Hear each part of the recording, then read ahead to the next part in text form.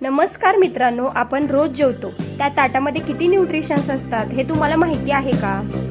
आज आपण बघणार आहोत आपल्या रोजच्या ताटामध्ये पदार्थ मध्ये कोणते विटॅमिन्स असतात।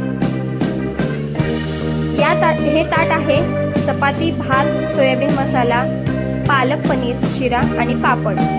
चला तर आता एक एक पदार्थ समजून घेऊया। सर्वात आधी आपण सोयाबीन मसाल्याबद्दल समजून घेणार। हे प्रोटीनचं पॉवर हाऊस आहे।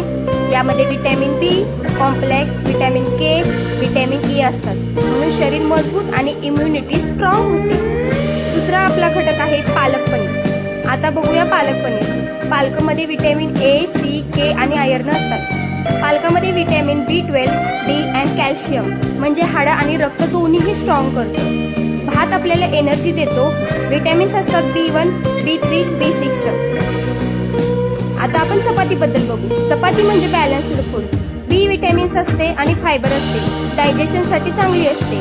शिरा गोड पण एनर्जी देणारा, विटॅमिन बी असते त्याच्यामध्ये, मेनली एनर्जी साठी असतो। पापड चव वाढवतो आणि न्यूट्रिशन्स कमीच असतात, त्याच्यामुळे थोड्याफार प्रमाणात खावा तो। तर मित्रांनो, आपल्या ताटामध्ये सगळं बॅलन्स्ड असणं खूप गरजेचं आहे। प्रोटीन, विटॅमिन, फायबर सगळं मिळलं पाहिजे आपल्याला। व्हिडिओ आवडला असेल तर नक्की